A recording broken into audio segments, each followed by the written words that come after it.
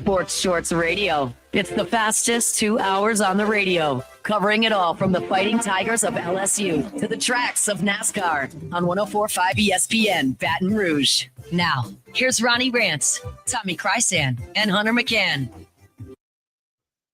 And hello, everybody. Welcome to Sports Shorts Radio. Ronnie Rance, Hunter McCann, TK over here at a new spot where we have not done our show yet. But we will be here. I can't hear myself in my headsets. If you could help me out a little bit. We will be broadcasting over here monthly. So each and every month, we will be broadcasting over at Bally's Casino, downtown Baton Rouge. And as the crow flies, it is, what do you think, TK? Maybe mile and a half from Pete Goolsbee Field? Maybe a mile? I'm going to go mile and a half. I'm going to go mile and a half, 2 at the tops. Yeah, mile and a half at Pete Goolsbee Field, the home of the 2025 Texas Collegiate League champions, who start their season June 2nd, this coming Tuesday, on the road against the Acadiana Canecutters over in Lafayette. Play Tuesday, Wednesday against Acadiana, Thursday in Lake Charles against the Gumbo Gators, and then their home opener is this Friday, June 5th. Fireworks presented by Jerry Lane and everything. That'll be this Friday over at Pete Goolsbee Field. Games at 7 o'clock, gates open at 6. Get your tickets at brugru.com. Can't wait for the home opener. It's going to be a great crowd and be a lot of fun. We'll honor the 2025 TCL championship team. But over here at Bally's Casino, where we are, as the crow flies, this used to be, a long time ago, used to be the home of the Bell for years. And they had the boat out on the river, and it was right by the Mississippi River Bridge. And then remember, they had a Sheraton long time ago, like probably before the Hunter was born, in the 90s and maybe early 2000s. They had a Sheraton hotel here, really nice. And then the last 20 years, things happened, and things didn't get so nice. So the casino's gone on the river. Now it's land-based casino. They remodeled the old atrium where we used to do the signing day bash. The signing day bash for LSU. Used to be 1,000 people in here. Ragu would run from the fax machine with the paper, yelling, we got another one, and it would have videos. What a different from somebody's world. VCR that they would play of the players and all that. You know what else the Tiger Gridiron Club bash did for you and me and all of our colleagues in the radios? We got to meet a lot of people who were callers to the different Put shows. The faces with the Some names. people called all the shows, and then you could say, they'd be like, hey, I'm Carl the Cat. Well, we didn't know what he looked like until he walked up and saw us at the recruiting bash. That was a major event, and I remember being in this area. Late 90s, early 2000s. It looks great now. Bally's has really kicked it up many notches. I'm telling you right now, you're going to be blown away if you go to the Bally's Casino. We're inside the DraftKings Sportsbook is where we're broadcasting here inside the Bally's Casino, right across the street from the Raising Cane's River Center. So and the hotel's awesome. Stayed here during a Mardi Gras season with the crew of Orion and Ball and everything. Amazing hotel. Ryan Hernandez used to be with LeBears, is over here. Daniel Hutchinson runs the place, who used to be at LeBears. So guys I used to work with over back at LeBears a decade ago are all the boss man running the show over here at Bally's Casino. So we'll be here once a month. This will be a once-a-month spot, and we look forward to being here. And it's great. We'll be housing some of the players. Some of our visiting teams will be staying here that come in to play the Rougarou. Yeah, thoroughly impressed. It's real nice. It really is. Good food, too. They got great pizza over there. They have one of those big stone pizza ovens or whatever, wood fire or whatever it is, and it's awesome. Okay, so college baseball regionals are underway. Feels a little different this year, doesn't it? It's crickets over at the box.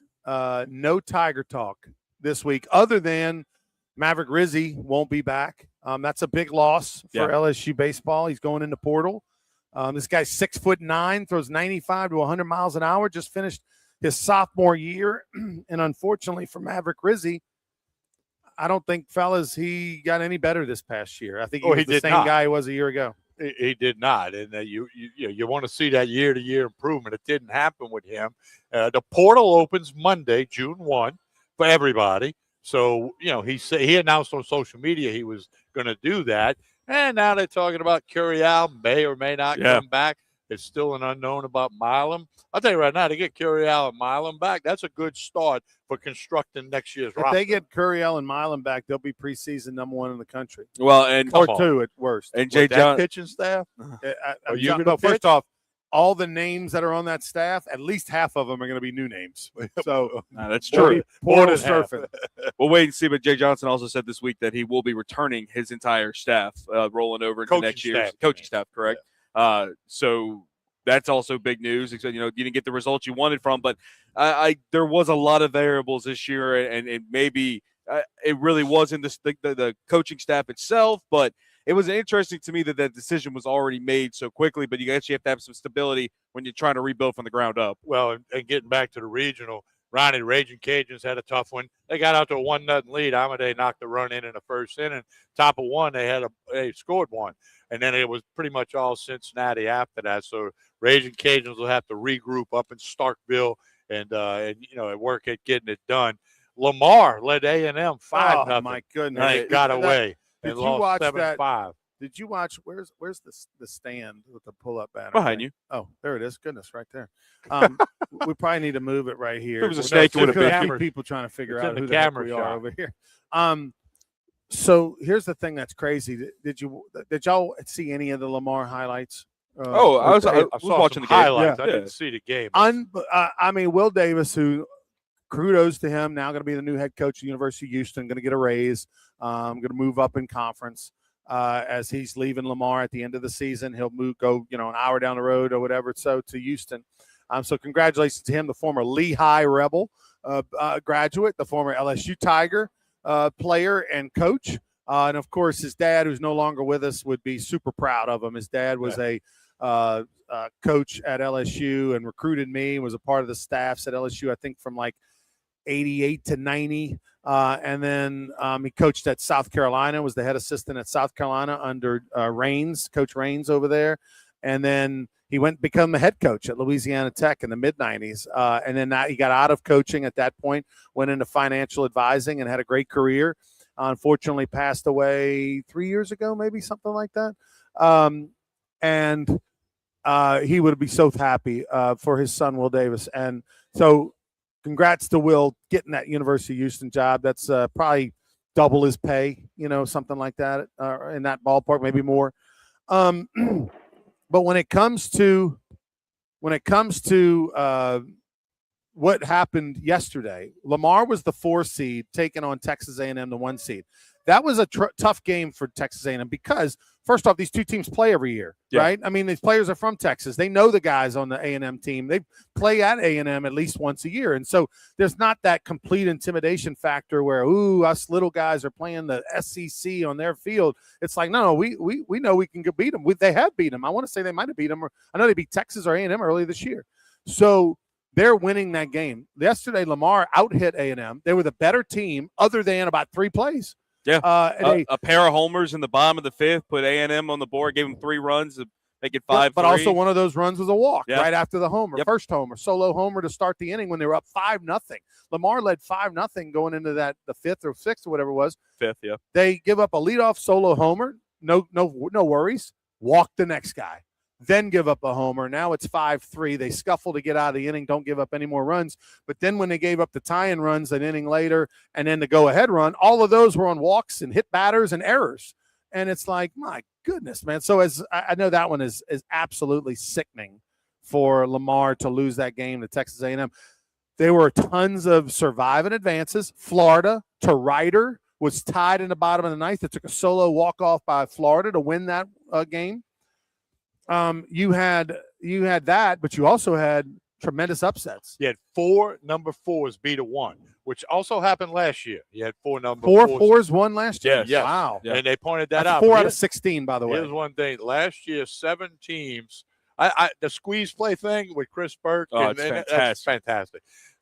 Last year, 7 teams. It's just hard to do on an iPhone. You got to watch it on a laptop or I was or at home computer on because the squeeze play they'll show 3-4 screens on one, and it's on an iPhone, which I was trying to do. It's really tough.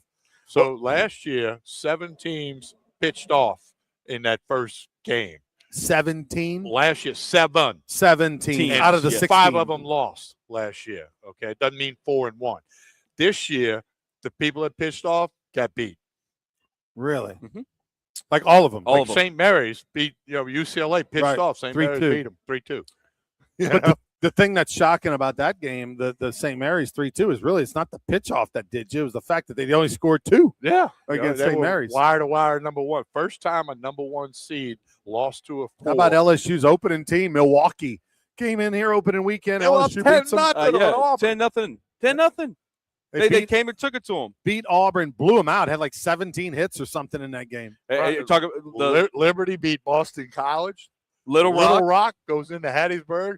A Second 4. year in a row, Chris Southern Curry. Miss loses at home. Well, in a but regional. Chris Curry, who got Little Rock to the finals against LSU last year in the regional, they beat Southern Miss in Hattiesburg 7-4. I mean, Georgia Tech smoked somebody. Okay, Alabama rolled. Jacksonville State knocked off Virginia. Jacksonville State scored 15 runs. Virginia shouldn't have pitched off.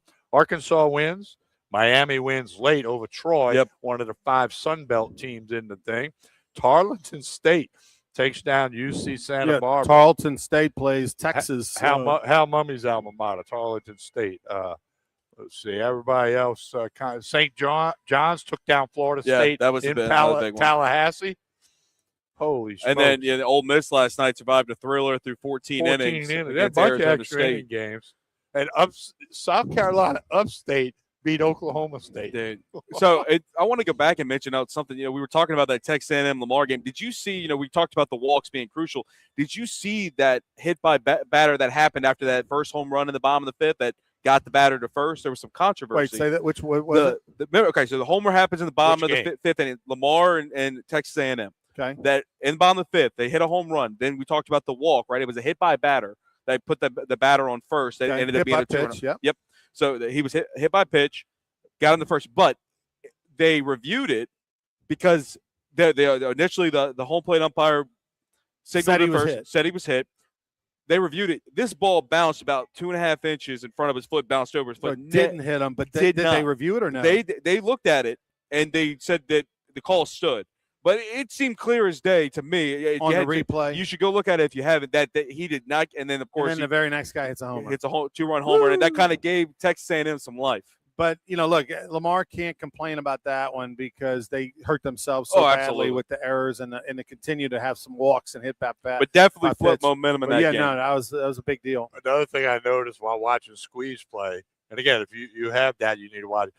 Numerous SEC guys. I don't know which one or which team. They had that. They almost like tapped their head, like the ABS, which they had in Hoover. Right. Even one of the catchers one time. Then he realized, okay, we don't have that here. But they got that blown into their brains in the 1 week in Hoover. Right. No, and look, here's my question, Ron. Do you think we have ABS in the NCAA tournament next year? I'm going to say no next year, but I think the following year. Just because of the logistics of it, it's a big process. It's not something that's transferable real quickly to 16 sites, but I would say it's coming eventually. And as Paul Gilly told us on the Sports Choice Radio a couple of weeks ago, the MLB is very involved, and I'm sure they're doing some of the costs. All right, we're over here at Bally's Casino at downtown Baton Rouge as the crow flies from the state capitol about a mile. Pete Goldsby Field, the home of the Texas Collegiate League 2025 champ, Baton Rouge Rougarou, about a mile and a half away. We're in this beautiful sports book, the DraftKings Sportsbook. Hunter McCann, Tommy Krysan, myself, Ronnie Rance. We'll take a break. When we come back, we'll continue talking about some college baseball, big stories going on around the world of college baseball and the NCAA regional. It seems like parity, just like in college football, has now trickled over to college baseball. Now that everybody has a little bit of money, some more than others, now players are going to other schools, and the balances of power is shifted from not just 20 to more like 40, 50, 60.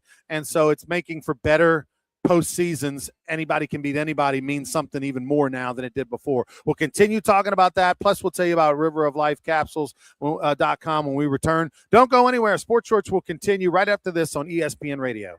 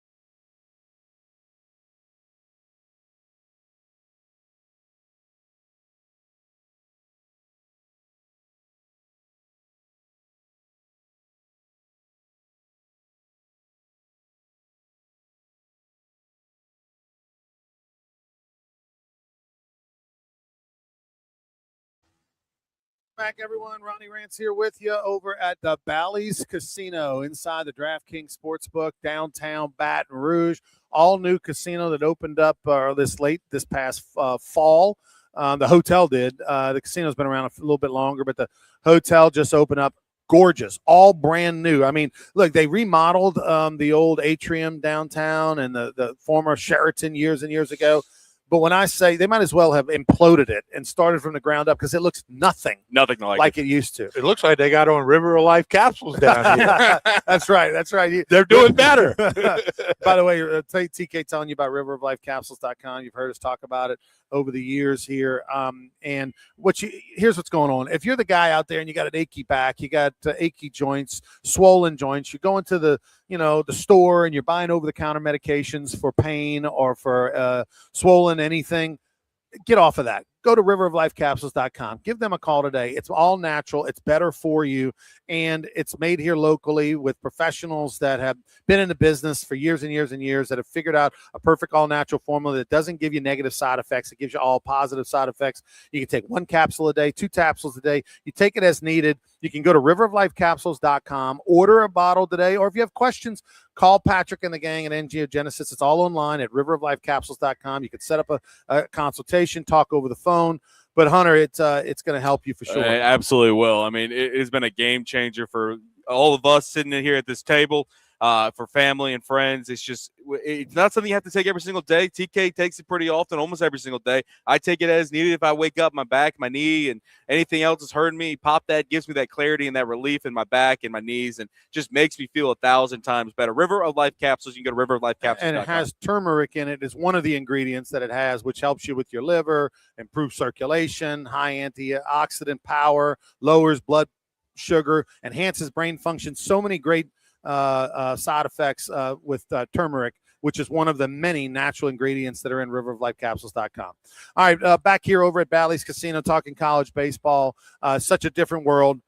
We touched on LSU baseball for a second last segment. It's going to be very interesting because with LSU baseball, you learn things in drips and drabs, right? Like Jay Johnson's not going to have a press conference and just vomit information. It's going to come out a little here, a little there. Very rarely does he tell you something before you find out some otherwhere else, right? It usually kind of leaks, and then maybe he confirms it. One of the things we found out last week is that Derek Curiel had a broken ankle this past, November, December, whatever it was. Yep. I don't think that had any impact on him. Played well, had a really good year. Sure, did it have an impact? If it did, you couldn't tell, so I would say it didn't. Well, anybody that thinks it had an impact is figuring that out now. If somebody would have said in February or March, something ain't right with Curiel, but nobody ever said that, so I don't think it had much of an impact. We don't know the extent. It could have been you got a lot of bones in your foot. It could have been one of the bones that doesn't take your weight. Well, he also did it at the right time, right? If you're going to break something, do it in November. Right. Yeah. You got plenty of time for it it to to play heal. till mid-February when Milwaukee came to town, right? Exactly. And, of course, Milwaukee clocked off yesterday. Punch him in the mouth, man. That's what you got to do when you go into somebody else's backyard in a regional. You just come out and punch somebody in the mouth, and Milwaukee showed everybody they were capable of doing that. If Curiel had a broke ankle, what's he going to look like if he didn't have a broke ankle? Because he hit 353 last year with 58. This past year with 58 starts, he had 232 at bats, which led the team. Milam had 223 at bats. Curiel, again, 353 average, started every game that they played. Was defensively solid. Had 18 doubles, which led the team. Had 2 triples, which led the team. Had 6 homers, 46 RBIs, which was third most on the squad. And he had 34 walks, 43 strikeouts. A lot more strikeouts than I thought he would have. Well, that's because of the ankle. But 34 walks, had a 431 on-base percentage, which was second best on the squad. And he was 13 out of 15 in stolen bases. So maybe he steals 20 if he didn't have an ankle, right? So he had a fantastic year. So other than the fact that was impressive that the story got hidden and that no one found out that he had a broken ankle or reported on social media, it had no effect. As far as Maverick Rizzi goes, this is not a guy you wanted to lose, I can assure you, regardless of how frustrating his season was for him personally and the fact that he didn't dominate to the level you thought Maverick Rizzi would dominate. Maverick Rizzi, on a team that had a 5.72 earned run average for the team for the year, Maverick Rizzi had the third lowest ERA. He had a 4.22 earned run average. He appeared in 20 games, which was third most on the team. In those 20 games, he pitched a total of 21 and a third innings. He gave up only 18 hits, which is outstanding. He struck out 28 and 21 and a third, which is outstanding. Here's the trouble spot. He walked 19 and he hit 7. So he had 25 free bases he allowed in only 21 and a third innings. That's definitely something that he's going to work on regardless of wherever he plays at, whether it comes back to LSU or whether he actually goes in the portal and transfers. That's something he's going to have to work on. And he also had 8 wild pitches and 21 and a third innings. That is a season's worth. And I think you hit the nail on the head in the fact that this is not a guy you want to lose because he has the stuff. He has the potential to do major league stuff here in college, but the control has just been such an issue for him. And it was an issue for him last year, and it felt like even more so of an eyesore this year. Maybe that's because the rest of the team was kind of dysfunctional as well, that every single error by every single player just felt like the end of the world. But it's just like you mentioned last segment, Ronnie, it felt like he didn't take that jump to the next year. He just kind of stayed on the plateau. Well, we all thought he was going to become Chase Shores. Yeah. You remember how Chase Shores turned it on last year in the 25 national championship season?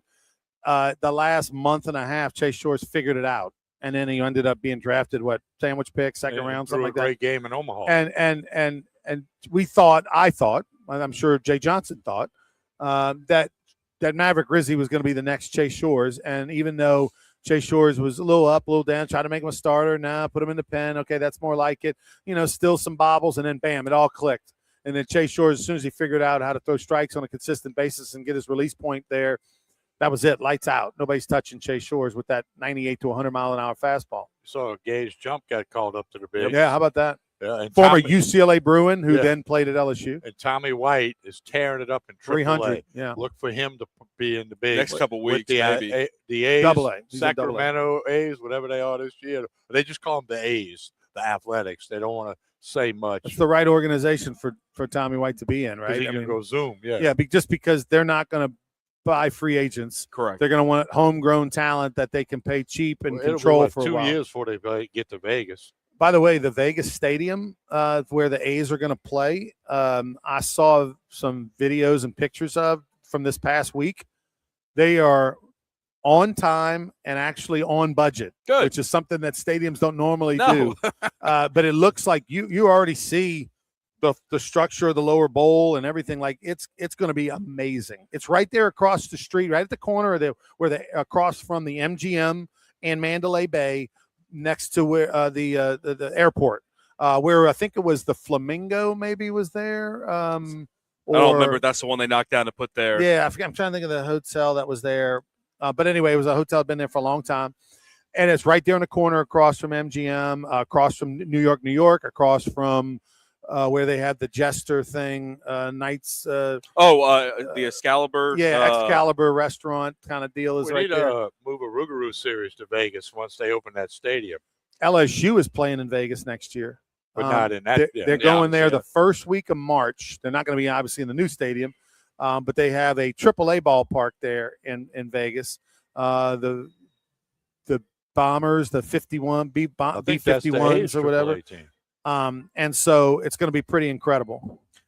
So speaking of the MLB, Tommy, we also this week had a proposal from the owners about a salary floor and a salary cap, something that a lot of people have talked about in the last few years that the MLB needed because they've never really had anything like that, and especially a cap, because you see these teams like the Dodgers and the Yankees of the world that are spending millions on millions more than other teams and obviously giving the competitive advantage, and every other major sport isn't like that. Well, right now this proposal would not only add a cap, add a floor, so teams would be required to spend at least $171 million on a roster, and at a cap, $245 million a year.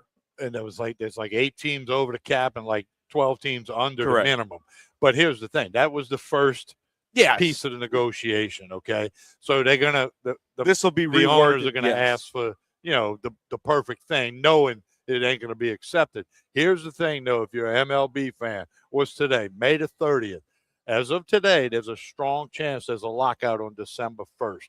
when this current collective bargaining agreement expires. Strong chance as of today. Obviously, a lot of ground to cover between now and then, but we'll see. Yeah, this is something that I think that will have to, and they won't be in this exact form, like you said, but it's something that's going to have to be instated before that deadline or around that deadline, or you're not going to see baseball next year because there are so What's many. the date again? The deadline date? The end of the year. The end of the December 1. December December 1. December 1 is the date. Expires Yes. at midnight, December 1. Okay, Yes. so As December of 1. today, yeah. All right, so December 1 is the deadline. So there Yes. could be a lockout on December 1. By the way, I before Hunter was born, I was scabbed. Yeah, I, he crossed the line, huh? The strike in 1995. So in 94, they cut off the season at the end of August or beginning of September, I think it was, end of August. They stopped the season, and they didn't have a World Series. They never resumed. That was the end of 94. So no World Series champion in 94. Albert Bell was on pace to be the MVP that year and all that. 95, they were prepared to play the season using replacement players. And we did a 6 weeks training camp, the whole nine. We're 24 hours away from opening day, and all of a sudden a court order injunction came in because the MLB Players Association filed an injunction. The courts ruled that it was illegal for them to use replacement players and go against the union, and so therefore the strike was over. Had to use players, and they reached a settlement. And then they started the season like 3 weeks later. The season was started late that year. But I'll tell you a couple stories from the strike when we return. We're over here at Bally's Casino inside the DraftKings Sportsbook, downtown Baton Rouge, our new home. Once a month, we'll be over here at Bally's Casino. It's as the crow flies, about a mile from the state capitol, right next to the Raising Cane's River Center at the base of the Mississippi River Bridge. Amazing what they have done here as far as remodeling the hotel, just you can't even recognize anything that was here before. It's all state of the art, all brand new games and table games and slots. And this is a nice sports book, man. We're in the DraftKings Sportsbooks, giant screens, and the food's really good too. They got some restaurant outlets here. Great pizza. That's what I recommend you get, the pizza. So we'll take a break. When we come back, we'll continue on with Sports Talk Radio live from Bally's Casino. Davis next. Joel Davis, JD. He was in Europe for a couple of weeks. Yeah. I want to hear about that a little bit. I got a question about when he was over in Europe. We'll talk to JD. Oh, did he tell y'all last week? Yeah, a little bit. Saturday was on the No, on the boat with them when he was on a cruise with Oh, him. yes, he did. He told us Jeff that. Saturday, the former coach of the Colts, Or I saw it former on Facebook. center Yeah. for Peyton Manning.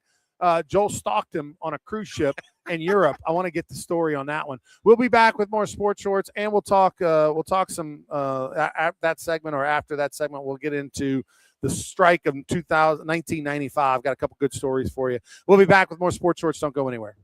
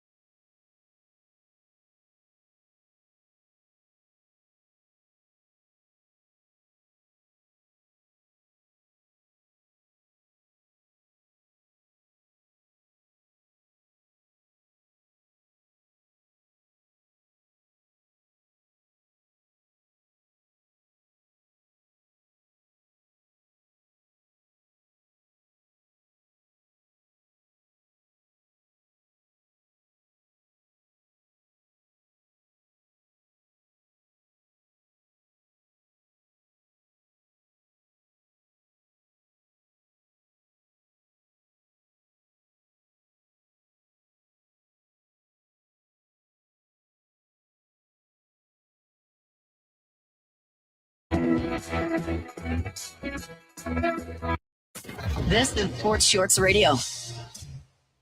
Welcome back, everyone.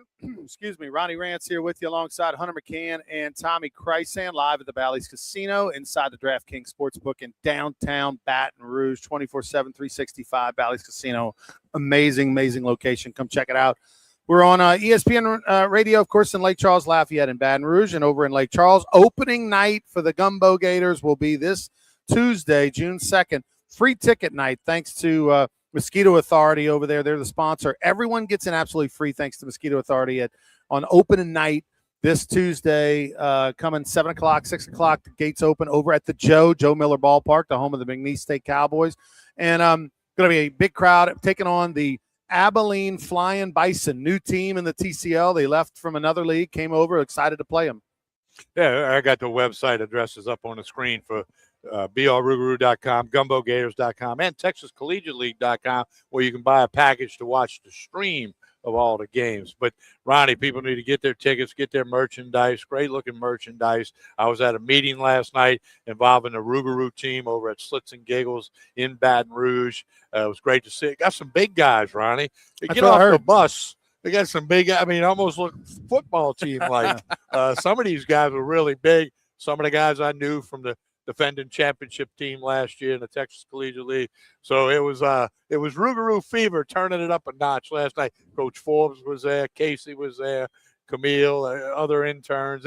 Tim Beatty and his wife Tracy were there. He's an assistant coach. Mike Spears, I met the new pitching coach last night. So it was Rougarou in the air last night. 100%. Excited about the start of both of those two teams, and the dream scenario, guys, as they play each other. There's 8 teams in the TCL, and there's no divisions. You play all the teams, and then the top 2 teams at the end of the first half, for the end of June, after the first 24 games, those top 2 teams in the league make the playoffs.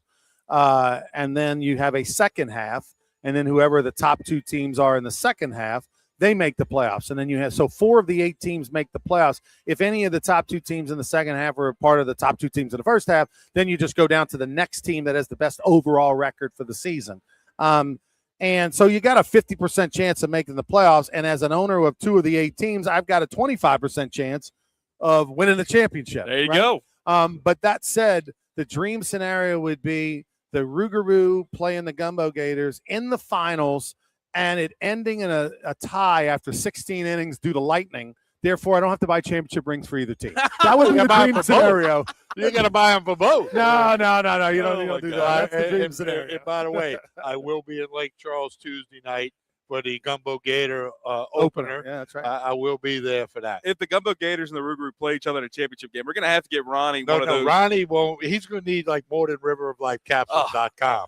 Well, he's going to listen. I know where the breaker box is at both stadiums. So if the power goes out after the 5th inning, when it's an official game, the 9th, we want to sell a few more concessions.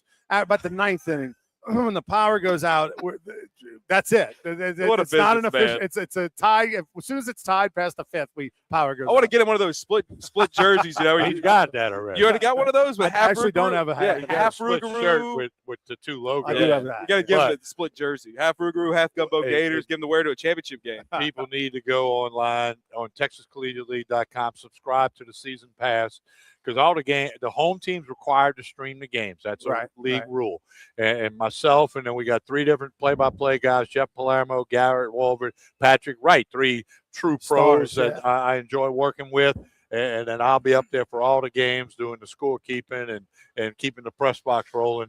Because Ronnie's going to be in Lake Charles a lot. He's going to be busy in the next 2 months. And I just got a question for somebody. They want to know, all right, guys, when y'all going to stop talking, and where's Joel Davis? We'll have Joel Davis in about another half hour. 11 o'clock. So we reached out to Joel. He said, hey, guys, please call me back at 11. I'm in the middle of something. I'm at a football game. That's all he said. That's it. So he's got grandkids, so he could be maybe at a 7-on-7 football game, or he works for Red Zone Fundraising. He could be maybe dealing with a client that has 7-on-7. I don't know. We'll talk to him at 11.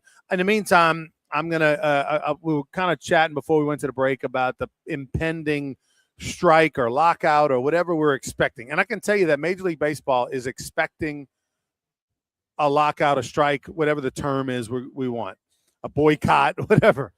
because, and I know this for a fact, behind the scenes, I've had conversations with our league, the Texas Collegiate League, and some Major League Baseball officials for the last few months about some technology and stuff that we're potentially would be using as in the league that other summer college baseball leagues use that are tied in with some stuff that a database that Major League Baseball is involved in. And basically Major League Baseball has kind of frozen spending between now and the resolution of this new deal because they're anticipating maybe having to cut some bid jobs or furlough some people or whatever when this strike inevitably or whatever comes December 1st.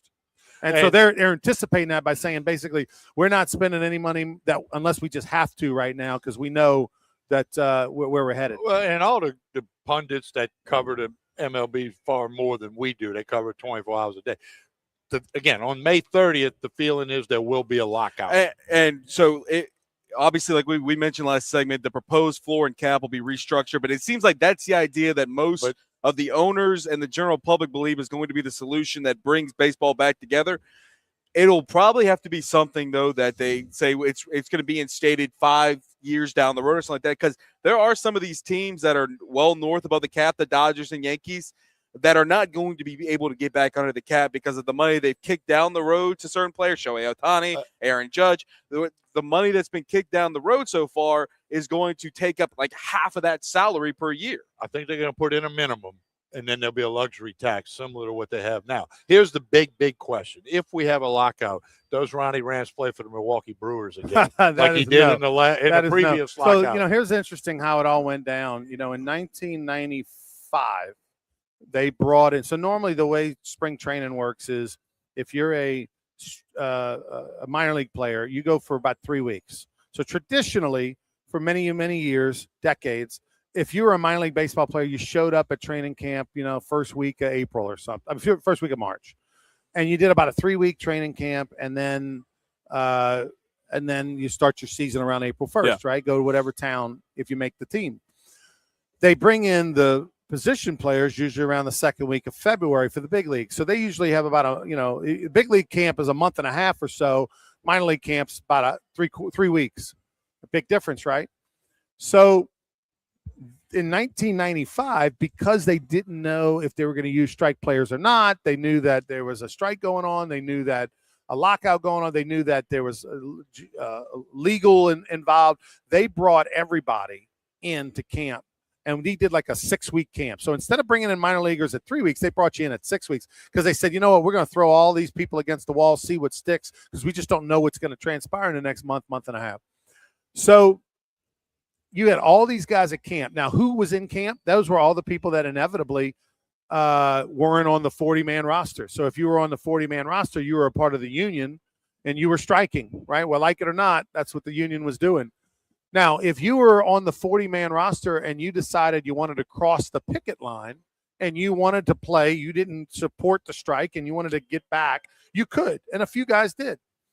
But not many, but a few. Well, we're in camp, a bunch of minor leaguers, just happy to be there. But here's the problem, Hunter. For me personally, I had a job delivering pizzas. I had a pizza delivery job in Phoenix, Arizona in the off season. Delivering a pizza to Phil Mickelson. Delivering pizzas, right? I know that. Never heard that a story. delivery man. And I drove my little Ford Explorer. I put on my pizza man shirt, delivered pizzas in Scottsdale. So I made, whatever I made, X amount of dollars. I was making $15 an hour at least, maybe $20 an hour, somewhere up in that range. And I would deliver pies. Well, when I went to training camp, because I had my own apartment in Phoenix, I was getting $25 a day meal money, or 30 maybe, $25 or $30 a day. Let's call it 30, I think. It's $30 a day meal money. That's it. Well, it cost me between the apartment and my truck and insurance and gas like $60 a day to live or whatever, right? So I was losing money by going to camp. So I kept my pizza job. And I would deliver pizzas at night a few days a week while I was in training camp during the day. Got to do what you got to do. So I would, practice, get to the stadium 7 a.m., do the practices in the morning, lunch. We would play like games in the afternoon, inter squads or other teams. And then I'd get off and then I'd go to work a shift, right? Not every day, but a lot of times. Well, I never told anyone at pizza place that I played minor league baseball. Never told anyone at the minor league place that I worked pizza. So this is going on for like a couple of weeks. Well, all of a sudden, the Arizona Republic, the newspaper, comes out to just take some random photos of spring training, and then they have like a big headline on the newspaper that says training camp open, and it just shows pictures of guys playing and, put training camp, and they randomly show a picture of me and this other guy playing catch for the Milwaukee Brewers organization. They didn't know Ronnie Rance from Adam. They just, boom, snapped the picture, identified us, and put it on the cover. I show up to go work the pizza, and one of the guys is like, "Hey, man, is this you?" And shows me. I'm like, "Yeah." He goes, "What are you doing working here?" I'm like, "I'm in the minor leagues, man. They don't pay anything. I got to work here." I have a question for you I don't know the answer to. Did you have an agent back then? I did. Yeah. I mean, like whatever that was worth, but I did. But I mean, I didn't. Yeah. You and I have never had that conversation. I technically did. So he would get me like a pair of shoes and maybe a glove or something every pack year. of bubble gum. Yeah, whatever. It was like, let me know if you make the big leagues. 2 packs of bubble gum. I mean, so anyway, he actually helped me get an off-season job one year. He helped me get a job at UPS. I was driving. He had a lot of driving jobs. Yeah. I mean, he was Uber before Uber. Trust me, I've seen him drive. I was Uber and crazy. Eats before Uber Eats. So look, I'm in training camp, and so they sit us down, all 150 players or something like that. They sit us down, guys from all over the world, and Sal Bando was the GM of the Brewers back then. Sal Bando had been a great big leaguer. He's the GM of the Brewers, and this is when Bud Selig owned the team. It was before he was the full-time commissioner. And so we were a cheap organization, and Sal Bando was a big Christian guy, a lot of Bible studies, and very, he didn't like any, cussing and things like that. So it was a kind of a different run organization. And so Sal would kind of preach to you a little bit, right? And so we're all sitting there at training camp one day, like on the ground, Indian style, having this conversation. And there's Sal Bando, there's Phil Garner, the big league manager, and all kind of other coaches. And they're kind of telling us what's going on with the strike and the whole 9 yards, giving us the lay of the land. And they said, okay, look, we're going to pass around these index cards with a pen. I want all of you to fill it out and basically check the box on whether or not you would be willing to cross the picket line if we choose to select you to play on our, 40-man roster or not. And here's the difference. If you, in training camp 1995, I was getting $30 a day because I was staying off the property. Mm-hmm. If I wanted to stay at a hotel, they would feed you 3 meals a day, but you get no money. So they said, look, if we choose to select you to make the 40-man roster, you'll get $120 a day meal money. If you make the 40-man, we're going to give you a $5,000 signing bonus. If you play opening day, if you make the opening day roster and you play on that opening day, if you're on the team opening day, you get a $30,000 opening day bonus, and you get $850 a day pay per game. I'm like, sign me up, right? Yeah. So naturally, most of the 150 guys checked that box. Yes, there were some guys who didn't. Those were the guys that were the bonus babies that were in the minor leagues, that were first, second round draft pick. They knew they were probably going to be in the big leagues, and they didn't want to, piss off the union, piss off their teammates. Because if you cross the line and they pick you to play as a replacement player, you're out of the union forever, never in the union. So I'm like, yeah, I'd already had 2 surgeries by that point. You know what? I knew my chances of making the big leagues were slim and none. So I end up, they tried out everybody who said yes. They tried you out for a few weeks. And then finally they picked the 40-man roster, and I made the 40-man roster. So I got the $5,000 signing bonus. I got $120 a day meal money for like 3 weeks. I went and bought a pair of like snakeskin boots in Scottsdale, because that's what you do, with your $120 a day meal money. And I thought we had a spread in the locker room after every game. That was unbelievable. I thought I died pizza where you used to work, or what? I was LSU baseball before 2026, because that's how those guys live now. But anyway, I'll tell you the second parts of that story. We're over here at Bally's Casino, inside Bally's Casino, downtown Baton Rouge. He's Hunter McCann. I got Tommy Krysan with me, rocking the Rougarou Polo. I'm Ronnie Rance. We'll be back with more sports shorts. Don't go anywhere. Storytelling time will continue. Oh, by the way, Joel Davis will join us at 11. At 11, Joel Davis will join us. Don't go anywhere.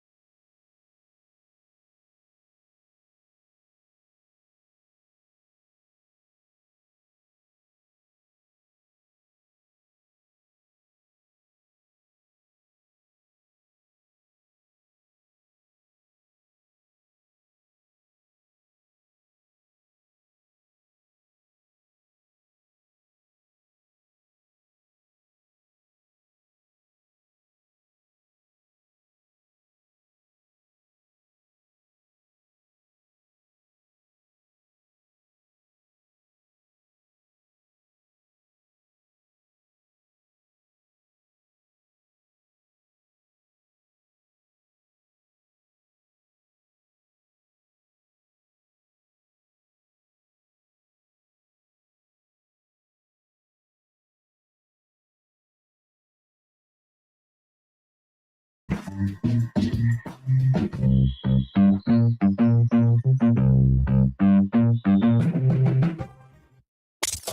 back to Sports Shorts Radio.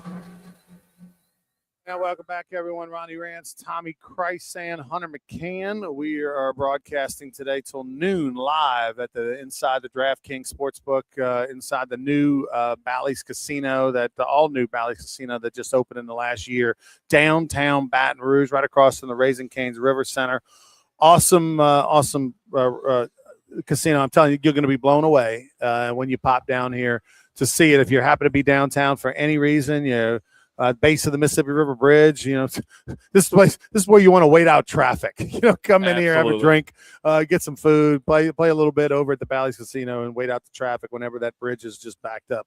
TK, kind of finishing up on the little story that we were talking about before the break about the strike in 1995, and we're bringing it up because we're expecting the 2027 season might have some issues for Major League Baseball.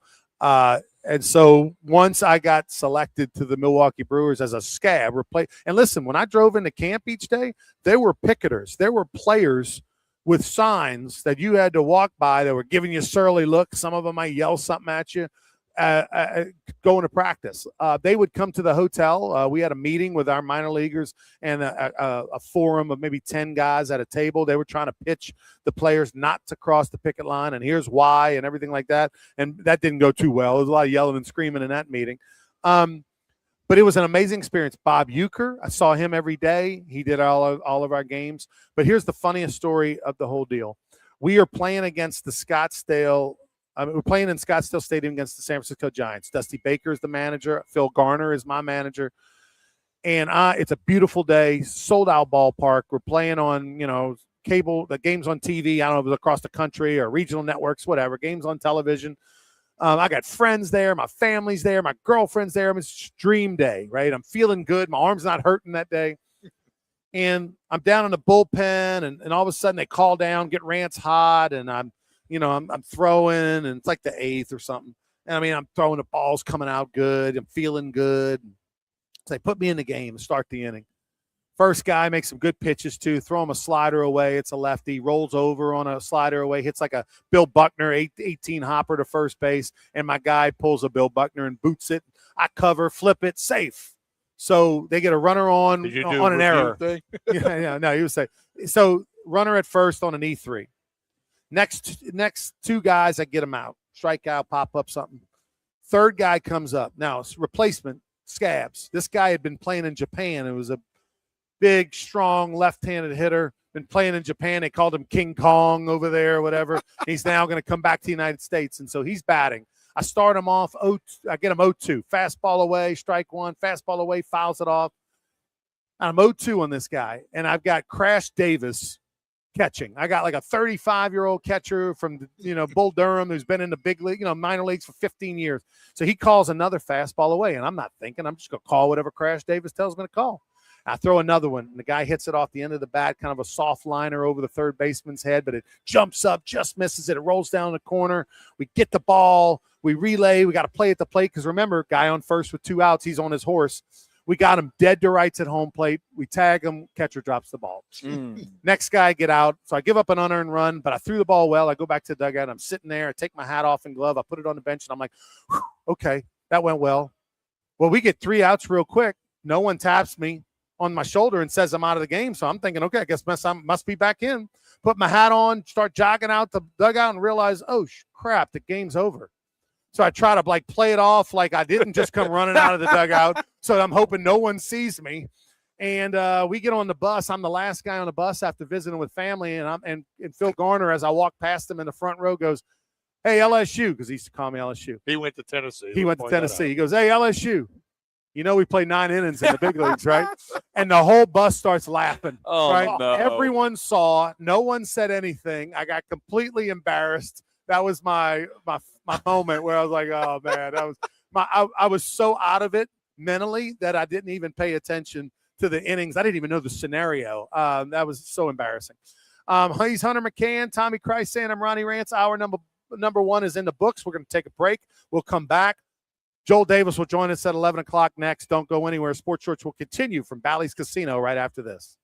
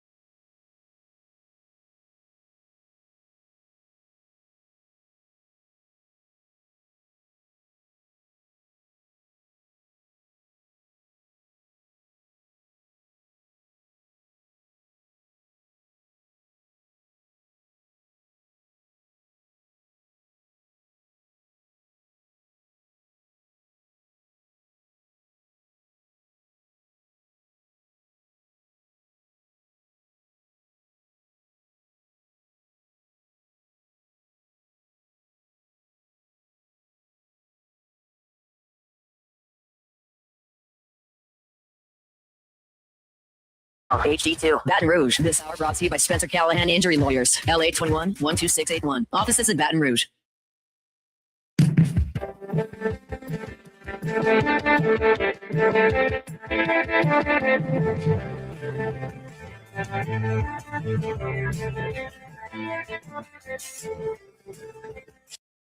Welcome back to Sports Shorts Radio. Welcome back, everyone. Ronnie Rance here as we begin hour number 2 live from Bally's Casino, downtown Baton Rouge. Hunter McCann, Tommy Chrysan, and we're chasing down Joel. Unbelievable, this guy. Football game. Must win Football, man. overtime. Yeah. Before we get to him, let's do this Gage report. This segment presented by Gage. We got NHL hockey coming to an end. When's where are we at with Stanley Cup stuff? We just have the final set. It's going to be the Vegas Golden Knights against the Carolina Hurricane. How about the Vegas Golden Knights, by the way? They won the NHL Stanley Cup their very first year of existence. I mean, you talk about just go downhill from there. This is what, probably year 10 maybe of Vegas? Not even that. Like This is 6. Oh, yeah. year 6. And this is And their their third trip to third the finals. Yeah. That's crazy, man. Yeah. That's crazy. So they got a chance to win it again. They're taking on the Carolina Hurricanes. They start Tuesday. They'll start Tuesday. So you got like maybe as many as 7 more games at left the to bet maximum. on. And where are you at right now, We're at percentage betting wise? 58.5% in the NHL gambling wise. So I'll have some picks on that throughout the week. And into next weekend, we'll see how the Stanley Cup Finals go. But we also have the NBA Finals. We'll have those set after tonight. We get a Game 7 tonight in the Western Conference Finals. between the Thunder and the Spurs. Okay. And, of course, the Thunder, the defending champions. And, it's been about 5 years or so, TK, I would say, since a good Game 7. Every time we get to Game 7, it's been a blowout the last 5 years. Game 6 was a blowout. Game 6 was a blowout. Of course, there's been some great games in this series so far between these two teams. Of course, Game 1, where the Spurs pulled ahead, the Thunder came back at the end. Wemby, of course, hit a 3 with 30 seconds left in the first overtime, sent it the second, blah, blah, blah, and the Spurs took Game 1.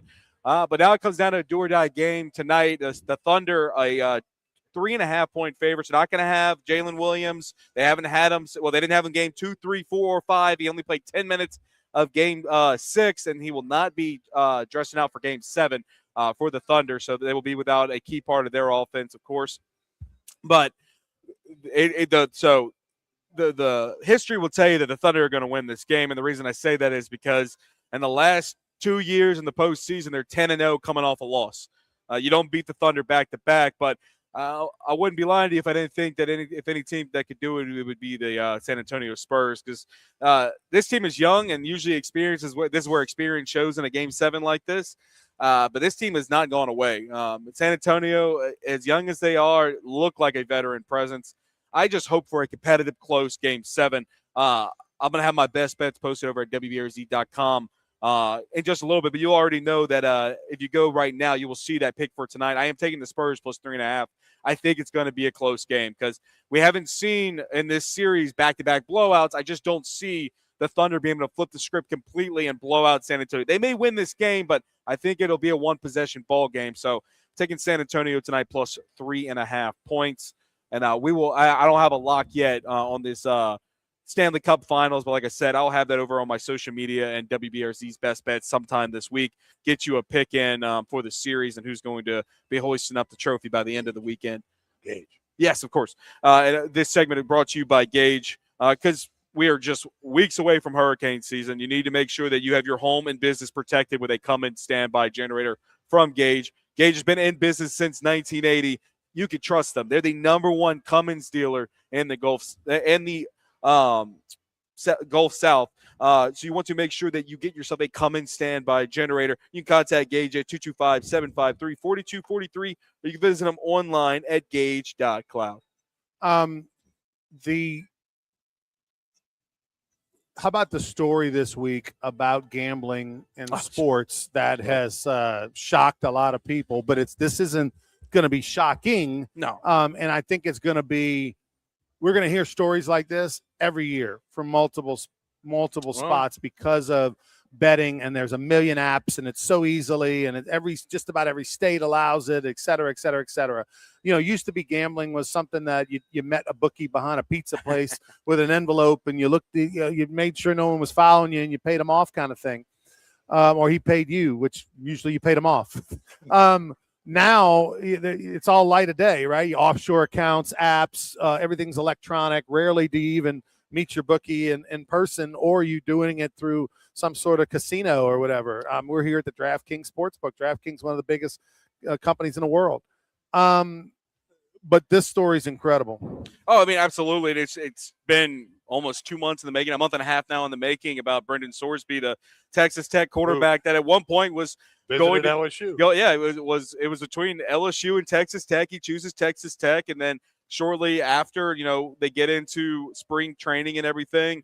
There's a story that comes out that he had been gambling in the last 3 years or so, underage gambling, first of all, but gambling not just on random sports, but college football, and not just college football, but the team he was playing for at the time, the Indiana Hoosiers, who, of course, he was a freshman that year, wasn't actually playing in any of those games that he bet on. He was just sitting the bench, but he's a part of those teams. He's, of course, seeing, there's a lot of insider trading concerns and blah, blah, blah. But either way, it's against the NCAA to gamble, period, as a collegiate player, let alone gamble on your own team.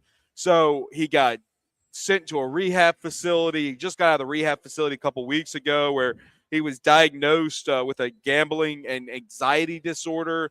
And now the NCAA has basically said he's barred from playing this season, but now he's going to try to sue and get an injunction to still play for Texas Tech this year. And the NCAA said this morning, they kind of reasoning their point, they would be the first major American sports league that would be forced to have an athlete who bet on their own games compete within their organization if the injunction allowed Brendan Sorsby to come back and be the quarterback for Texas Tech this year. And it's just been such a crazy story because, TK, in no way, shape, or form do I think that if you bet on your own team, if you bet in general in college football, like Kayshon Boutte did, where he was betting on player props, stuff like that. Had they figured that out while he was with LSU, he also would have gotten the death penalty. He would have been barred. He would not have been able to play for the Tigers anymore, let alone college football in general. I think that's the way it should go. It should not be a precedent that's set that you basically can do whatever you want because afterwards we can just sue the NCAA and get you to play no matter what. It's going to be interesting to see what does unfold with all this. And there's a lot of people watching, a lot of people paying attention to this. And in the whole sports world, the NCAA, all the professional sports, they have embraced the whole gambling thing. Okay, and they get millions and millions of dollars in sponsorship monies, marketing and advertising monies, pumping into all of these leagues and into college sports. And I mean, hey, we're sitting here in the DraftKings Sportsbook at Bally's Baton Rouge, and we're 2 miles from the LSU campus and their athletic facilities. So it shouldn't surprise anybody that this is happening. It's happening a whole lot more than we know. It's just like there's like thousands of people going the speed limit today on I-10 over the speed limit, but only 1 or 2 or 3 are going to get a ticket. Exactly. Sorsby's not the first player ever. We're not, we're not dumb enough to think that this has never happened before, but it's so mainstream now with gambling apps on your phone and being able to, like you said, walk across the street or walk here into the DraftKings Sportsbook and be able to place a bet so easily. It's so easily accessible to everybody now that athletes have that temptation more so than they ever had before. So the NCAA, said he's more than welcome to go play in a different league and a different organization, but he should not be playing in the NCAA where he was betting on our games and betting for the teams that he was playing for. So what happens to the $5 million Texas Tech is giving him to play quarterback?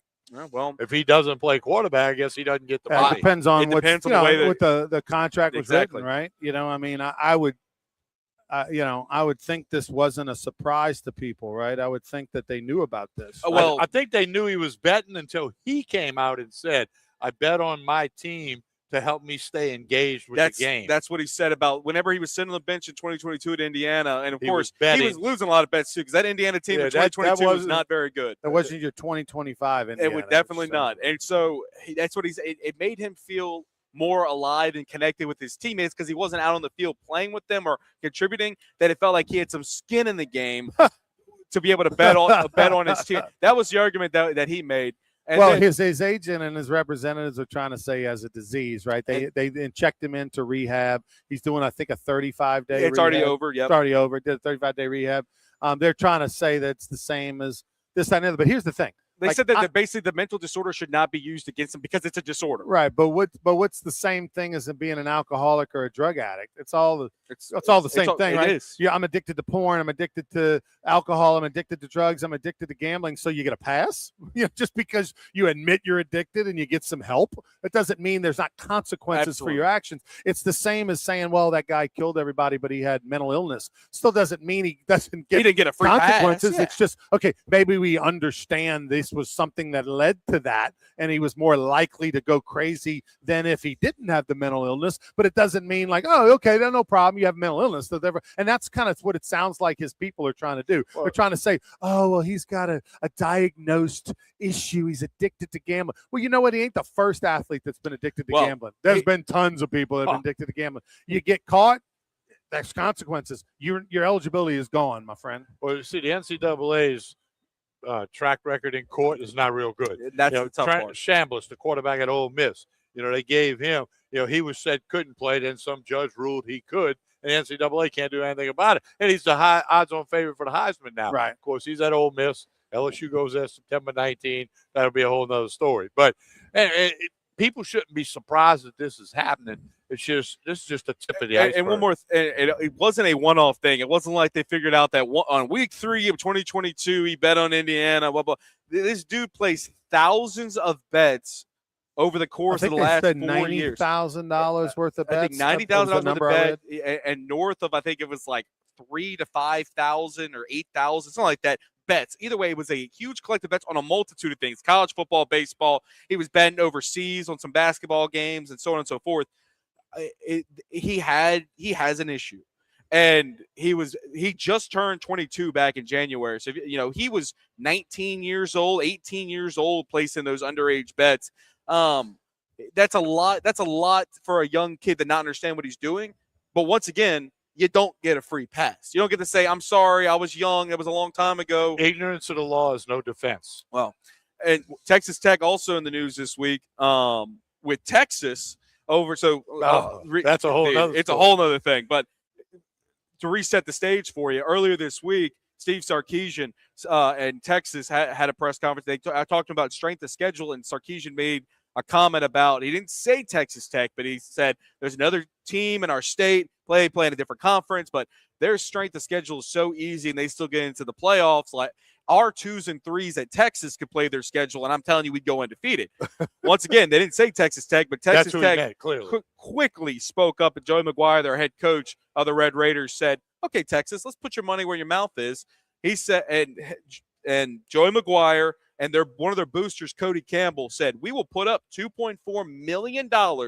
We will buy out our week 1 opponent of Abilene Christian, and we'll buy out Texas's first week 1 opponent of Texas State, and they can go and they can go play each other. So, and Texas, you come play us in Lubbock, or you know what? We'll even play you in AT&T Stadium on a neutral site." And what was Texas's answer? They have crickets. no comment. Crickets. They have it's like Alex Box Stadium. Yeah, crickets. Sarkisian doesn't even know what happened, evidently. Well, I tell you what, they're not going to say yes. Oh, why would you? But they should. You can't talk the talk if you can't walk the walk. The SEC eliminated Cupcake Weekend. That weekend before all the rivalries on Thanksgiving weekend, they voted to, effective 2027, get rid of Alabama playing Tennessee, Chattanooga, and LSU playing East-West, North Carolina State Junior. Well, actually, when LSU and Alabama play, they always have an off week the week before that game. So be curious to see if they are able to continue that tradition moving forward with the new no East and West and all that kind of stuff. And they technically won't play each other every year. Yep. 9-game SEC schedule. Or I guess they're built-in opponents. Yeah. Are they built-in? No, they're not. No, they're not. They play this year. That's right. And they don't play next year, I believe. Yeah. I think that. So I go look at. That's going to be weird. LSU not playing Alabama in football. That's going to be strange. All right, we'll take a break. We're over here at the Bally's Casino inside the DraftKings. We're going to try Joel again. We'll try. Yeah, we'll see where the heck he's at. But we're also going to visit with riveroflifecapsules.com. Patrick Scallon. Patrick Scallon, the owner. Minutes. We'll talk to him in a little bit as well. No, we can actually catching him at 11:15, I believe, is what I had. And so we'll take a timeout. We come back. We'll either have Joel Davis or the show will be maybe even better without him, but we always have a segment with him. We'll talk sports shorts next here at DraftKings inside Bally's Casino. Don't go anywhere.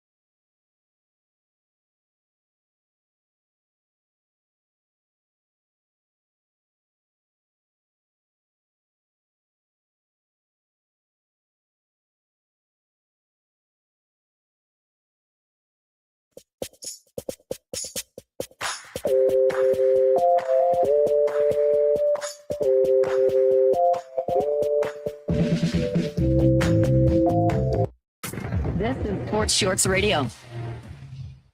Welcome back, everyone. Ronnie Rance here with you on this Saturday morning edition of Sports Shorts Radio, broadcasting live from a new sponsor of ours, Bally's Casino, downtown Baton Rouge. We are inside the DraftKings Sportsbook here at Bally's Casino. Absolutely gorgeous what they've done here right across the street from the Raising Cane's River Center. You'll be blown away. Stop by Bally's Casino, and an awesome hotel as well. Probably as the crow flies from where we are to Wooden Haven Furniture Company on Government Street in Baton Rouge, I'm going to say 2 miles, 2.5. That's a crow fly. Yeah, maybe crow three. flies, maybe 3 miles.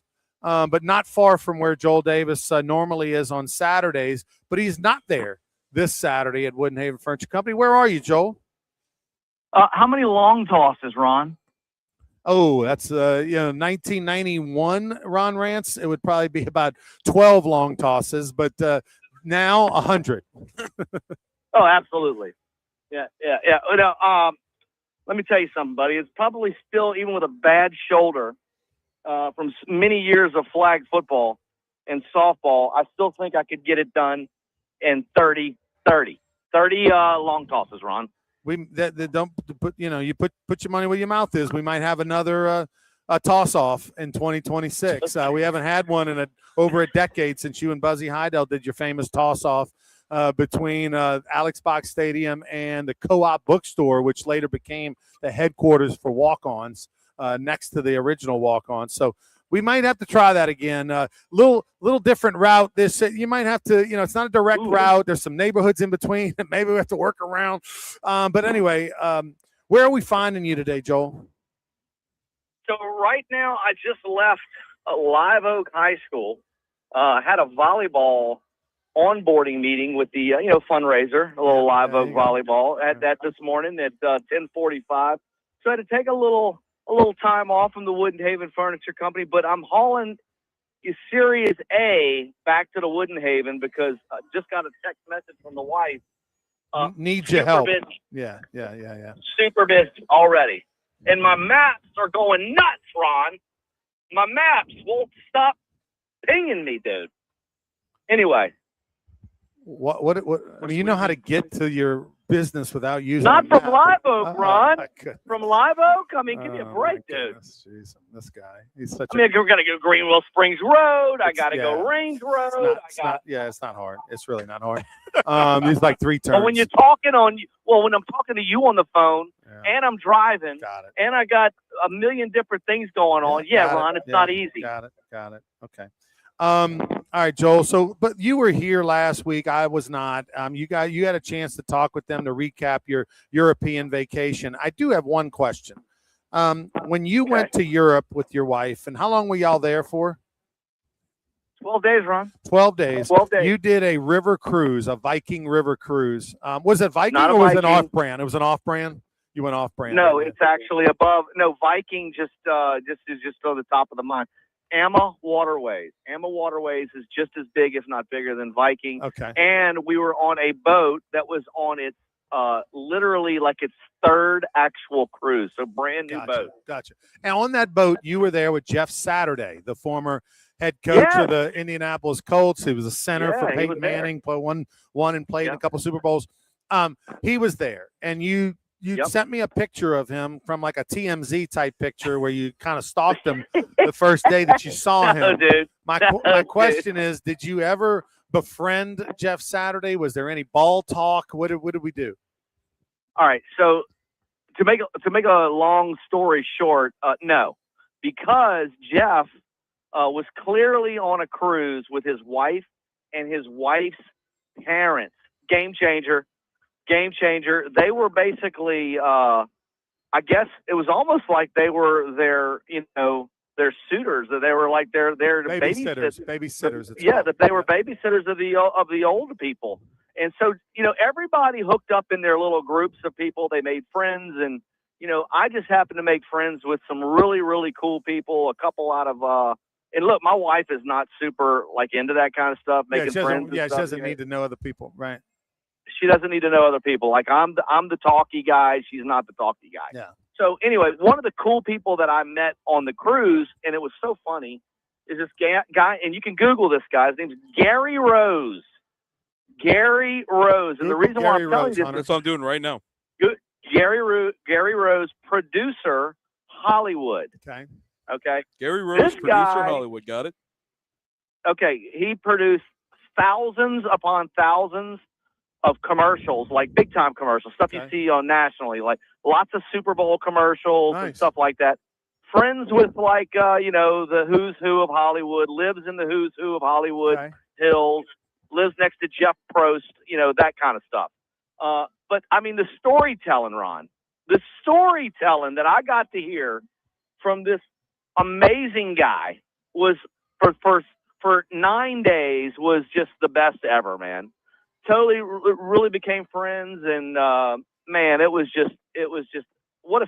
You have to be a producer. So let me you have ask to be you a this. storyteller. Let me ask you this. You and Jeff Rose, he's 53-year-old super producer. Gary Rose. Gary Rose. Gary Rose. Rose. Are you? Is it mutual? Meaning, like, is he talking as No, good no, about we're still you texting right now. as you are about No, him? we texted.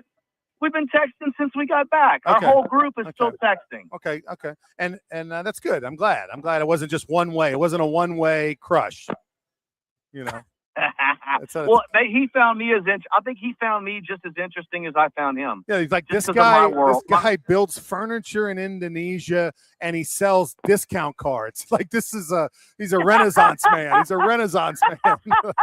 Well, I mean, if you put it like that, Ron, it's pretty lame. Oh, my goodness. Unbelievable. Oh, Boy, you can really downplay a guy's life, huh? Yeah, but he sells a lot of Wow. cards and a lot of furniture. Well, it's So- not just cards anymore, Ron. You're a little removed. I You're a know. little removed. I know that. Believe me, the Gumbo Gators and the Ruger are kicking off. We're launching our fundraiser tomorrow, so Speaking of which, we're very aware. let's talk about that for a second, Ron. Now that I got you on live radio in front of thousands upon thousands upon thousands of people, Or a couple in dozen, whichever. all of your markets, Yeah. in all of your markets. Or so, a few dozen. so Ron, so can we just talk about how tight you are? You always talk about how tight I am, right? So first of all, the Gumbo Gators was my account, and I would take care of the Gumbo Gators every year, and I'd make a nice little stipend off of that group, just based on the By the way, working with Hunter, them. I got him that account. So Go ahead. Ron, Okay. no, so Ron buys the Gumbo Gators, fires me, fires me, I'll handle Right? it. and then Ron says, "I'll do it myself." Then Ron doesn't do it himself. He calls my employee that works Outsourced a for little me. bit. Yeah, outsourced a little bit. Called my guy and offered him peanuts to run my program. My employee behind my back, and offered him There was literally pennies on the dollar Hunter. There of was what it's worth. Hunter. There's no non-compete, by the way, that his employee signed. Oh, gotta go to a no. break and anyway. and That and, is, by the way, you know what that's called, Hunter? You know what that's called? It's careful. called getting rants. Getting rants. By the way, his guy, all he did was set up the stuff on behind the scenes. I'm handling it all in person. But anyway, so he got So why do you have him doing a Zoom, Ron? No, well, Why do you have him we doing a haven't Zoom, Ron? done a Zoom, and we may not. But my point is, I want him on Okay. retainer. He's on standby if I have a question because you're impossible to Okay. reach. So there you go. I'll have. So he actually isn't doing much, but he's getting paid well for that. Actually, Okay, no, he's not. But go yeah, ahead. he is for doing nothing. So let's get to real quick, Joel, a story that's going on that we just talked about last segment. Sorsby gambling at Texas Tech out. NCAA saying no more. It's not going to be. Forget the appeal. It's not going to be able to play anymore because of gambling. This goes back to what was the quarterback, Tommy, with for the Colts in the 90s? Art Schlichter, former Ohio Went to State prison. quarterback, right? Went to prison. Went to prison for gambling. Went to prison for gambling, right? Meanwhile, we're here at the DraftKings Sportsbook at Sadler Ballot. But like this is a story that that there are a lot of players. What is the wide receiver that's with the Patriots that played for Kayshon LSU? Boutte. Kayshon Boutte. He did the same thing this guy's doing. Kayshon Boutte bet $100,000 on the first game on whether or not he was going to get X amount of catches and yards or whatever. But Kayshon, my point is that there's so many dudes that are doing this that just aren't getting caught, right? Oh my God, absolutely. it's ridiculous. It's been that way for years. I mean, it's just like I mentioned last segment. It's just the fact that it's so easily accessible now for everybody, where you could walk into the DraftKings Sportsbook here at Bally's, or you could literally pick up your cell phone, million apps, and do it for you. You can do whatever you want right here at the palm of your hand. Anybody can do it. I'm just curious, Joe, your thoughts on that topic from a standpoint of, like, this is probably going to be this is the steroid era of gambling, right? Like in the 80s and 90s, they were kind of getting rid of steroids and testing for drugs and all that stuff. And now that's kind of a thing. Now this is the new thing to worry about if you're college athletics Well, or steroids pro thing. athletics. You remember All I know is I already worry about that easy drop ball, right? Well, Or that that weird interception, or that fumble at the goal line, or that really, really bad call by the referee. All that was already in question, right? All those things you already go, what's the deal? And now you know what the deal is.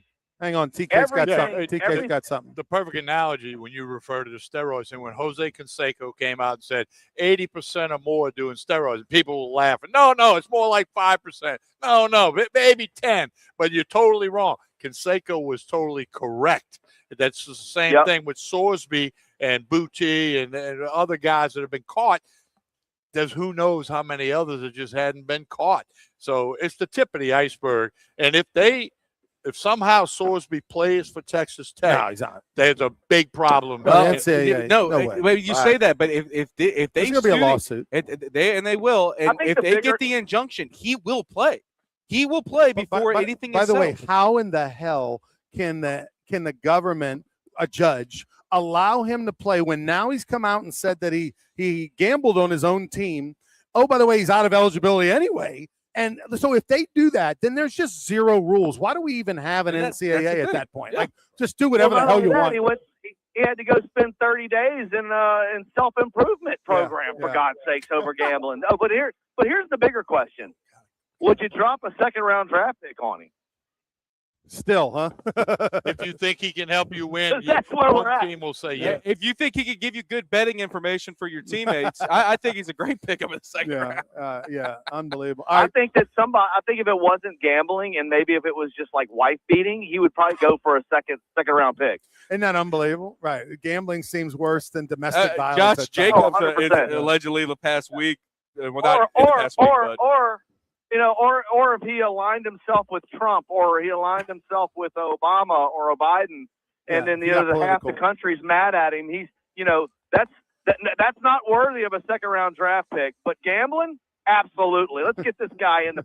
No, we can't do that. Can't do it. He's been gambling. This is atrocious. All right, Joel. Listen, we're going to take a break. We got a heart out. We appreciate you. Yes, sir. Hey, Ron. Got one more thing for you before I go. What's that? He's gone. Okay. That was it. Oh, that was it? That was one more thing? That was one more thing.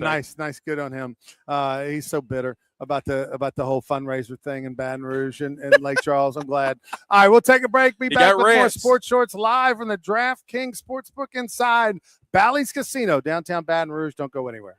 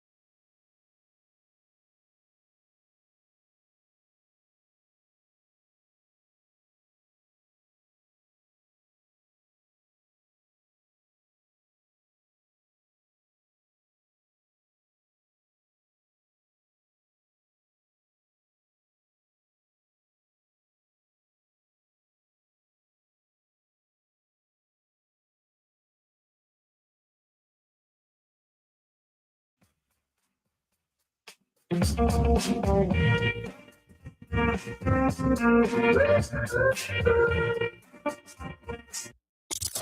back to Sports Shorts Radio. Welcome back, everyone. Ronnie Rance here with you. Tommy Kreis and Hunter McCann. Ronnie Rance over here at Bally's Casino. Joining us right now is Patrick Scallon, the founder of riveroflifecapsules.com. We talk about it each week on the show. And, you know, this time of the year, folks are headed to the beach. Folks are being active outdoors. Sometimes you got aches and pains. Why is River of Life Capsules, something that everyone should try? Riveroflifecapsules.com. Hey, good morning, fellas. So, the main thing, everybody, you're sitting there, you're 45 plus, you're 50 plus, and you notice that your joints are aching more, you have more inflammatory issues. When you walk or you get up, you notice that there's an ache or pain. So, make it a game changer. Get something that's natural and organic, which is a River of Life. We've got hundreds of cases of people coming in, taking River of Life. They have better mobility. They can think clearly. They have less pain. And they just feel generally overall better, because when you take something natural and organic that has 10 to 15 positive side effects, you're going to get not only the pain relief, you're going to get the anti-inflammatory, the arthritic issues are going to drop down to almost nothing. And we just have case after case of doing it. And the patients we've seen in the DME business for many years, they've had these issues. And once they try River of Life, a vast majority, once they take it, they say, man, I'm feeling great. I don't have the side effects of the other over-the-counter stuff I was taking. But go to River of Life at riveroflifecapsules.com, and you can go in there. It's very reasonable for you, riveroflifecapsules.com. I can promise you, you'll take it within 30 minutes. 30 minutes, you'll feel a tremendous result in your body. And it's also a stress reliever. So if you're stressed out about LSU not playing in the regionals, take some River of Life at riveroflifecapsules.com. You'll feel better and get out there and run or do something great at riveroflifecapsules.com. I appreciate it, Patrick. Thank you, buddy. Back over here at Bally's Casino, the Major League Baseball we were talking about with the strike looming next year, but let's talk about this year. LSU, we got some news, Tommy, on some LSU players and stuff and how they're doing. Obviously, Paul Skeens continuing to be Paul No, Skeens. he's lost 3 in a row. He's on a rough stretch right now. And what is his overall stats? 6-5 in the ERA. I got it right here. He's lost 3 in a row, 6-5. ERA is north of 2.5. Ooh. Yeah. ERA's 2.5. He's had a couple of Right. not awful outings like that opening day outing. Yeah. No. And then he had some good run. Right. Then he's had some He's of had those the kind where of you year that gave up. everybody else would make $38 million a year where on. you gave up 3 runs in 6 Not innings 50 million, instead of right. none. He's 6-5 on the season, 2.89 ERA, 75 Okay. punch outs. He still ranks 3rd in WHIP with .86. So the Pirates have not given him any grace Any once help. again. Yeah, exactly. His ERA Right. is under 3. And He's got the 3rd best WHIP in the league. But he obviously was like the best pitcher of all time just a month ago. Now he had 3 outings. I was watching the other day, and Bregman, who is a pull hitter, got a hit off of him off the end of the bat, just far enough where the shortstop couldn't get out there, the left Right. fielder couldn't get in. One of them dying ducks. As a Cubs fan, it fell. was wonderful because that's how they were able to break the losing streak. Yeah, then they was, busted it Give open. me an update on Bregman, his numbers, and where the Cubs are right now, because obviously well. that's Hunter's Well, team. they had lost 10 in a They row. lost 10 in a row after winning 10 in a Isn't row. that So crazy? Has that it's- ever happened? Yes, it happened in 2017 to the Dodgers, who went to the World Series that year. They had multiple 10-game win streaks. Then also in the same season had a 10-game losing streak. Still ended up in the World Series. But the Cubs find themselves once again the toughest division in baseball right now. They're 31-27. Everybody in the NL Central is above 500. The only the only division like that right now. The Cubs are in the middle of the pack. They are now 5 games behind the Milwaukee Brewers, who are 34-20.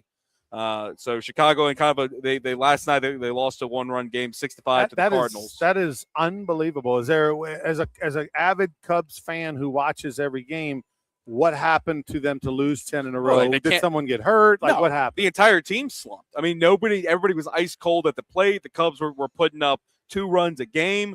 Here, I can give you the actual rundown of the last 10 games in terms baseball. of score. I mean, it is. Yeah, but still, It- 10's crazy. 10 is 10 in crazy. a row. If you win 10 in a row, you think we're special. You lose 10 in a row, you think you're trash. Fuck, can't use that word. You're terrible.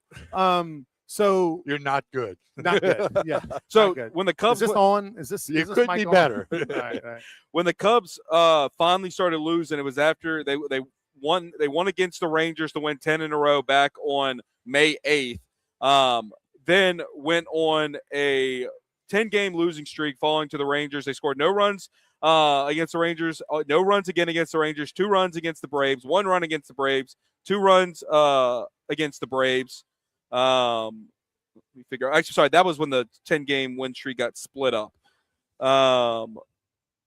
Then they lost. They scored 3 against the White Sox, scored 3 against the Brewers, 2 against the Brewers, none against the Brewers. just- Like they couldn't score more than 3 runs consistently. And the pitching, was fine. It wasn't great. Yeah, it was You okay. know, the Astros pitching's won. hard to be good when Yeah. your team's not scoring. The Astros won 4-2. They won 3-0. The Pirates won 2-1 at the beginning of this week, and then finally the Cubs broke it open on Wednesday. They won 10-4, and then of course 7-2 against Skeens before falling against the Cardinals last night. So it's baseball. It just happens to be that everybody on Chicago was slumping at the same time. This team was ice cold. But to answer your question about Bregman, I'll pull up his numbers for you because he once again has been better, but not great. He's batting his batting average is .26, 4 home runs still in the year, 17 RBIs, .696 OPS. It's kind of just been middle of the pack so far. Defensively, the guy's been unbelievable at third base, but he's just been a little bit inconsistent at the plate. The thing that I would absolutely tell you is that as a fan, hang in there, right? As a Chicago Cubs fan, It's over 100 games it's left, obviously man. going to be a roller coaster the rest of the way. Especially in this, once again, in this division where everybody's north of your 55 plus games into the season, and everybody's north of 500. So you're playing some tough. You're already playing tough teams. Now you're playing tough teams in your division. All right, let's go back over to college baseball. It's regionals weekend. No LSU. The Raging Cajuns got hammered last night at home. In Starkville, 12-2. They were beat over in Starkville. They will play Lipscomb today, an elimination game. Not a good outing for the Raging Cajuns, who had been playing one of the hottest teams in the land over the last month of the season. It just did not happen yesterday at all. They led 1-0 early on, and then it fell apart after that pretty quickly. They took on Cincinnati. Cincinnati's catcher hit 3 home runs in the ball game against the Raging Cajuns, and that was the 3rd time this year that he has hit 3 home runs in a game. How about that? 3 home runs in a game for the 3rd time this year. Natilli, their catcher. That is absolutely unbelievable. And we got 4 games underway right now. 3 of those are elimination games. One's the rescheduled game between Citadel and Oklahoma from yesterday, the Atlanta Regional. Oklahoma right now in the bottom of the 8th is up 7-3 on Citadel. And then in the 3 elimination games in Morgantown, Wake Forest is up 2-0 in the bottom of the 2nd against Binghamton. Tennessee and VCU are still tied in the bottom of the 2nd in the Chapel Hill Regional, that elimination game. And then the elimination game between Boston College and Long Island. And Long Island was routed yesterday against Georgia. There in the Athens Regional, of course, it is 4-0 Boston College, top 3.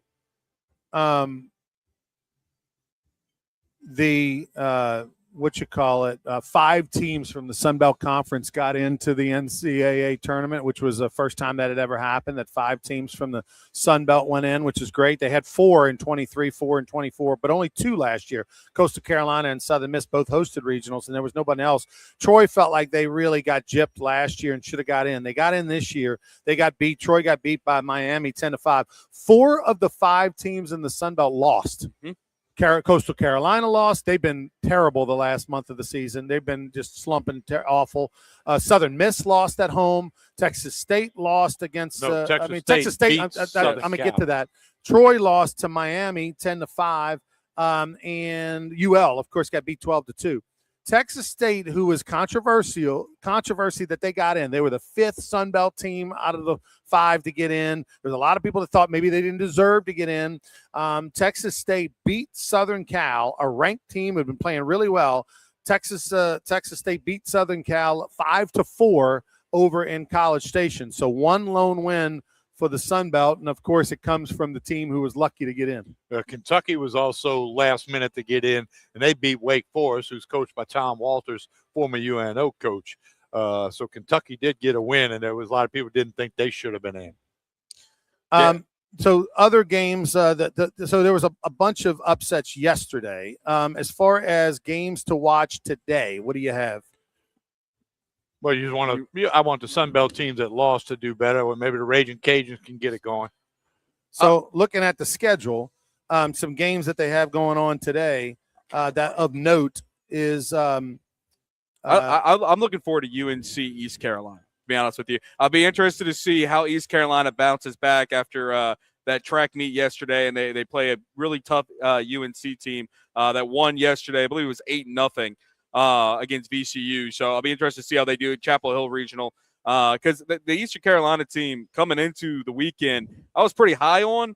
I thought they played really well yesterday, and just they obviously knocking off Tennessee in 14. That game was incredible. I'll be interested to see if they're able to keep that momentum after stretching that game to 14, having to use a lot of their pitching. By the way, the interesting story yesterday, Georgia was leading, 15-0 or something like that. Then they had a rain delay suspension. When Georgia was beating Long Island University at home in their own regional, they were no-hitting Long Island into the 6th inning. Obviously, the starting pitcher had to come out, and they put in a reliever after I don't know, did they finish this morning? Did they finish late last night? They finished yesterday. Okay, so it was super late last night when they finished. Long Island ended up scoring 2 runs on 2 hits. Georgia beat them 18-2. I believe that rain delay wasn't as long as you think, because they came back in the middle of the afternoon or like early evening yesterday. Okay. When I checked the score, it was still in a rain delay at nighttime. So 18-2, Georgia beat Long Island yesterday. Some games to watch. Troy, of course, facing elimination. They take on Rider. Rider was the team that had Florida beat until the 9th. Some other games, Coastal Carolina, they're facing elimination at Florida State. Florida State, the host team in the regional, they lost. That's a tough spot for Coastal Carolina. Auburn facing elimination today at home against NC State. That would be shocking. Remember, Auburn went to the College World Series last year.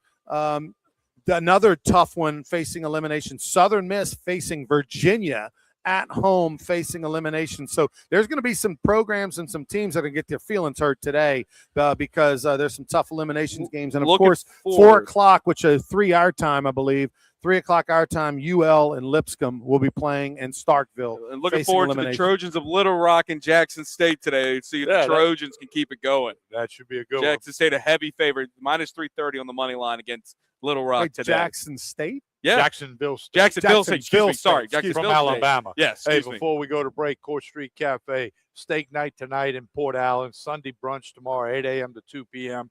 Jason and staff do a great job. Court Street Cafe in Port Allen. I'll be out there Monday night for Sports Shorts Monday at 6:30. Court Street Cafe, Port Allen. Other game that's shocking at 3 o'clock today, UCLA, the number 1 seed, at home will be facing Virginia Tech in an elimination game. UCLA, the first ever number 1 seed overall to lose the opening round game in a regional. And their coach going to win a lot of postseason awards, a lot of awards for Coach of the Year. I have some inside information on that, and he might go 0-2 in a regional. That would be a little weird in Omaha to be giving out some awards and him not be in Omaha. All right, we'll take a break. Be back. Final segment of Sports Shorts live from the DraftKings Sportsbook inside Bally's Casino in downtown Baton Rouge. Don't go anywhere.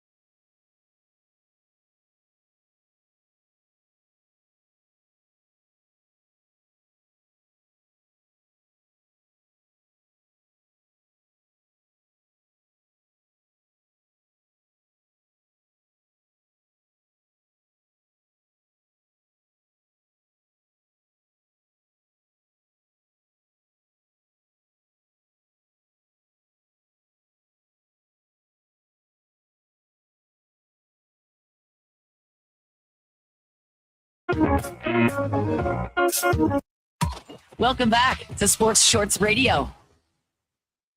Ronnie Rance here with you alongside Hunter McCann and Tommy Krysan over at the DraftKings Sportsbook inside LeBears Casino. Final segment of Sports Shorts. What we got going on in the world of sports? The interest, we talked a little bit about it earlier in terms of Joel bringing it up, but the disagreement between Jackson Dart and Abdul Carter over bringing politics back into sports. Last week, Jackson Dart introduced President Trump at an event in New York, and then it sparked a little controversy online, and Carter kind of posted some criticism to Dart supporting Trump, and it led to a lot of off-the-field antics. And then yesterday, Carter kind of said, I know Jackson's a good dude. We had a conversation, but just felt like I needed to give my opinion about the situation. So a lot of people what online. was the opinion about Josh Jacobs getting arrested? That's the other thing. That's the other big news this week in the NFL. Josh Jacobs getting arrested for alleged domestic dispute from, I believe it was 2023. I don't have it in front of me, but I believe it was 2023 that it happened. And so he's facing some situations now and everything. There's always those type of controversies, but it's always quite interesting to me when politics is involved in situations that don't need politics at all. And usually I would say politics don't need to be involved in anything except for politics. But it never happens that way. Unfortunately, that's the perfect story, but it doesn't work that way at all. It's just interesting to me that somebody would, stick their opinion down and somebody else just throws in terms of Abdul Carter going out of his way. Carter needs to realize that if somebody doesn't agree with him, that's fine. Okay? If he doesn't agree with Jackson Dart, that's fine. But to make it a public thing is well. And then it's just look at me. Now they're throwing it back at him because he asked Lawrence Taylor if he could wear number 56, and Taylor said no. And then he finds out Taylor is a big supporter of Trump. Now he won't make a comment about that. It's wild how all the It's like, hey, just go play football, dude. Somehow just go play football, help your team win. Is last couple minutes here of the show. There's some news out of New Orleans. The Saints aren't the only team going to Paris. No, they're going to Europe. No, get the Pelicans and the Spurs playing in January. They'll play a game in Paris, and then 3 days Wemby later, going home to France is going to be gigantic. It's the second time that's happening. Yeah. They played in France.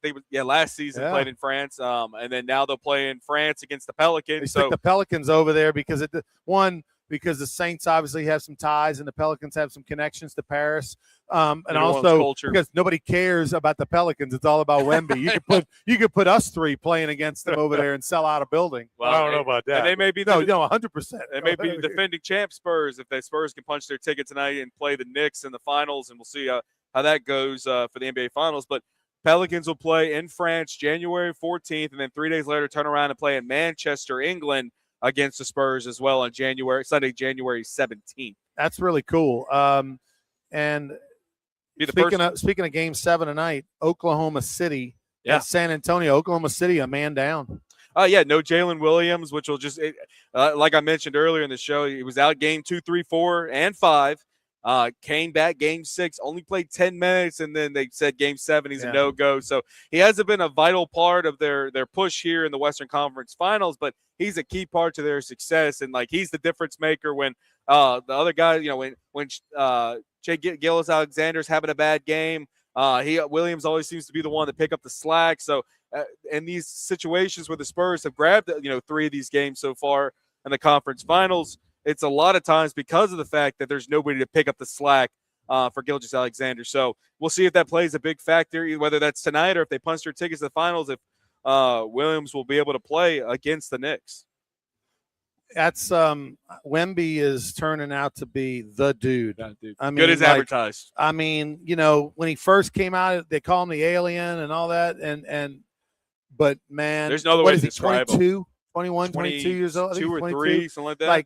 I mean, that dude is amazing, and it's incredible how he's 22. How he turned that organization around so quickly. Obviously, with Tim Duncan and Pop and all the players that they had going back, David Robinson, et cetera. And you had this great run for many decades. And then that was it, right? When all those guys retired and went down, one guy comes in. Changes everything, man. Now we're back to San Antonio is going to be that team every year. If that dude's with you, he will be there. For Tommy Krysan and Hunter McCann, I'm Ronnie Rance. Thanks to the DraftKings Sportsbook and Bally's Casino. We'll see you next week, everybody.